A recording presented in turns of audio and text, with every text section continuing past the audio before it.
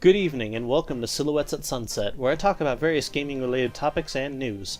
This here is going to be my first episode of this little project, and I figured there's no better way to begin on this than to discuss something I'm passionate about, and I can't think of any game franchise that has so fully consumed me as thoroughly as Super Smash Bros. Has over its many installments.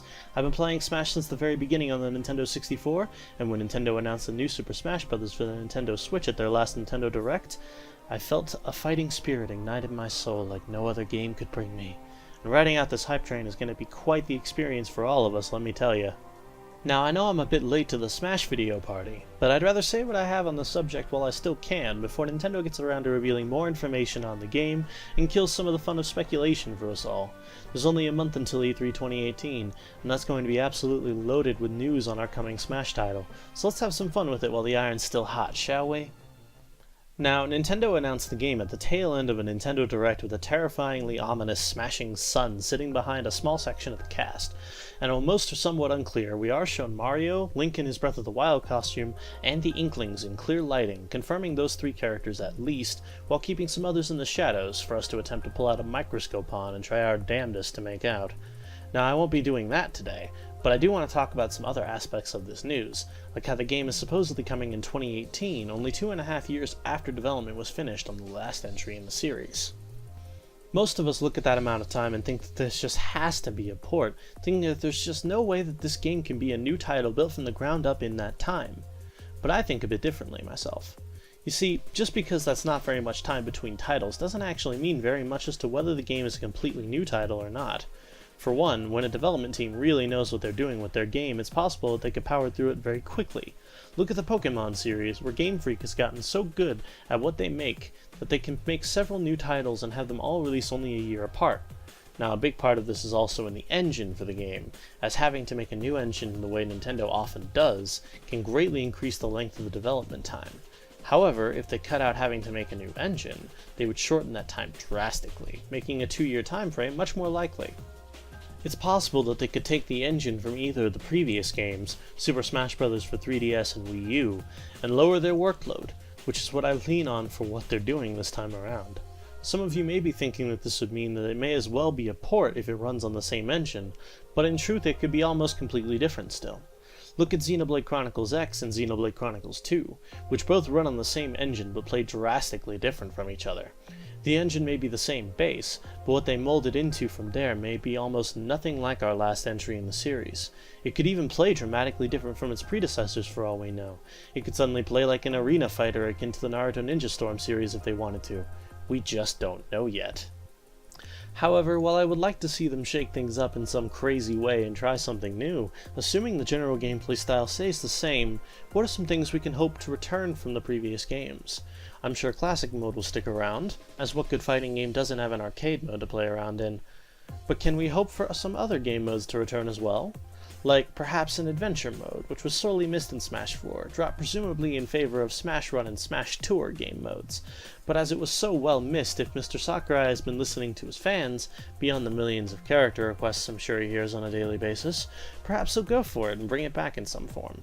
However, since I mentioned Smash Run, I would personally like to see that return as well, as it is a very enjoyable game mode and didn't get the kind of love it really deserved being locked away on the 3DS version of the game, which many just ignored in favor of the Wii U version.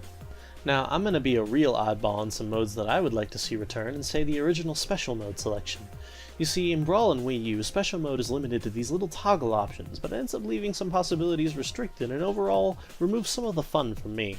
I miss modes like Single Button Mode, where you're restricted to only having the standard attack button and your analog stick to fight with for some extra challenge, or the Camera Mode that turned the fourth controller into a free-moving camera controller, and opened up the door for machinimators to create some great shows out of simply posing the characters and doing some voiceovers, like the classic that is Smashtasm by Shippage, which I highly recommend if you missed out on for all these years.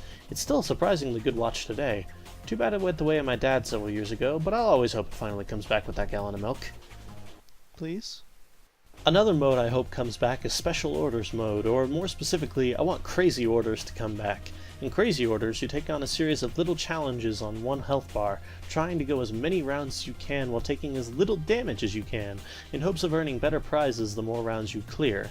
At any point between rounds, you can opt to challenge the Crazy Hand to battle, and if you win, he gives you an even larger pool of prizes, and you clear the mode. It's a great time and surprisingly addictive, but it's also a very good mode to play in short bursts, which fits well into the Switch's pick up and put down nature. I also really want it because my copy of Smash Bros. Wii U is broken and won't let me play this mode anymore, so I'd really just like to get to play it again, but that doesn't change that it would be a really nice mode to see return anyway. Now, I'm sure I could go on for a while on game modes, but there's other things I want to get to, so maybe I'll cover the others in another video. Maybe. In the trailer, we see Breath of the Wild Link very clearly, and I'm interested to see how he'll play.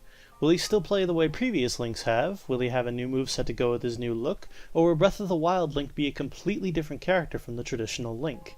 These are all things we really can't know until we see him in action, but I welcome the change regardless. If they opt to give him a new moveset, there's quite a bit they can pull from his game to build it with. For starters, Wild Link has a much wider array of weapons than previous incarnations, having several different types that he can switch to at any time, so perhaps a couple of these can be added to his existing playstyle. For example, perhaps now Link's side special, the Boomerang, will change to a different one of the many boomerangs from Breath of the Wild every time you use it. Or maybe it'll start with a certain boomerang, say the Lizal Boomerang, and the durability of that weapon will get weaker with every use until it breaks, and Link will switch to a different boomerang afterward. And this durability aspect could carry over into all of his moves, making his damage output vary as the battle goes on. His side smash attack could be changed to using a spear's charged multi-stab attack, starting as Mipha's light scale trident and breaking into a different spear until that one returns after a brief recharge time, similar to Robin's Levin sword in Smash 4. The same could be done with his up or down smash attacks, perhaps using Daruk's greatsword similarly to Ike's up or down smash attacks. Bows could also run on the same rules, using Rivali's bow at first, which would offer a triple shot when it was available, and putting Link back at a single shot bow after it breaks. These changes would be a way to reinvent Link without completely changing his moveset, modernizing him for a more recent age. And while I'm at it, how about we see that with a few other characters as well? I would love to see Mario's moveset change to accommodate his 3D career, since he hasn't had a moveset change up since Flood was added in Brawl to show some love to Super Mario Sunshine. I say why stop there?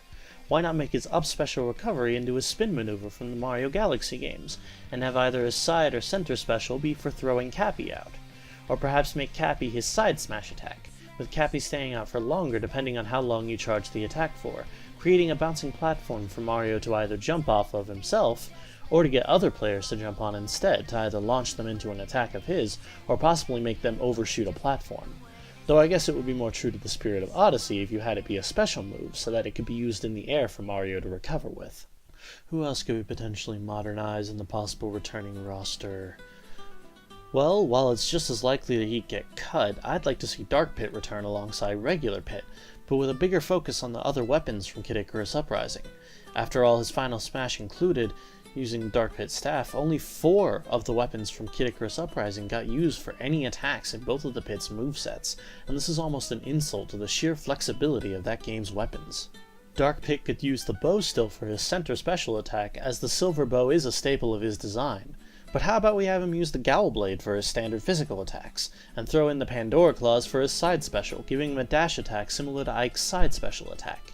Even just those 2 tweaks could make him feel very different from his protagonist counterpart, and he would be all the better for it. Those are just some of the ideas I have for him, but I'm sure it gets the point across that there's lots of revamping that can be done to make these characters represent the franchises they come from a lot better, and simultaneously shake things up for some new and old cast members alike.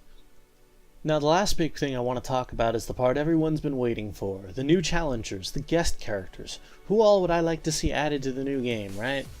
Well, before I get to that part, I want to say some small stuff on how new characters get decided on the development end. I remember when the Smash Ballot was happening back at the end of Super Smash Bros. For Wii U's lifetime, and how a lot of people often ruled certain characters out altogether on the grounds that they weren't generally seen as Nintendo characters, or that they've never appeared on a Nintendo console. And I gotta tell you guys that, well, that's just not how that really works on Nintendo's end.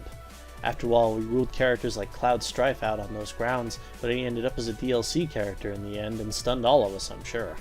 Honestly, there's really no restriction on who Sakurai decides to put into this roster. He can add anyone he wants, and whether they seem to fit into a Nintendo game or not really doesn't matter. Master Chief has just as good of a chance of getting added to this cast of characters as Waluigi or Dixie Kong, as long as Masahiro Sakurai wills it and asks the rights holders if they're okay with it. Absolutely nothing is impossible here. That said, as far as some cast members go that I'd like to see join the fray, I still hold out hope for Shantae or Shovel Knight myself, but beyond those it's really a tough call on who could still be added. I can see Rex from Xenoblade Chronicles 2 joining in, with Pyra or any other Blade sitting in the background like the Pokemon trainer, jumping into the foreground for certain special moves on occasion. Maybe this is the game that we get a Tales series representative and finally get Lloyd Irving from Tales of Symphonia. Symphonia's combat system already functions like Smash Bros. With a health bar, so his moveset could be some of his arts from his own game, arranged however Sakurai likes it. If custom moves make a return, Lloyd could have more of his arts in the game like Palutena does, and allow players to make him play however they like. Several of his actual attacks were already in Smash 4 as Mii Sword Fighter attacks, along with a Lloyd Irving costume as DLC, so we already have an idea of how Lloyd could function from that, but it's still only a cheap imitation of Lloyd to most of us, and I would be okay with seeing him as his own fighter this time around. That's all I got though. I think I've ranted enough. You know, it feels good to get it out. I speculate a lot, so there's a ton of ideas just floating around in my head that I really should put out there into some constructive places and get the discussions going. Let me know what you guys think, and I'll see you guys if I decide to make more of these Silhouettes at Sunset videos in the future. Probably for E3. Yeah, I'll probably do one of these for E3. Anyway, I'll leave you guys to it out there, so until next time, keep that high score in your initials.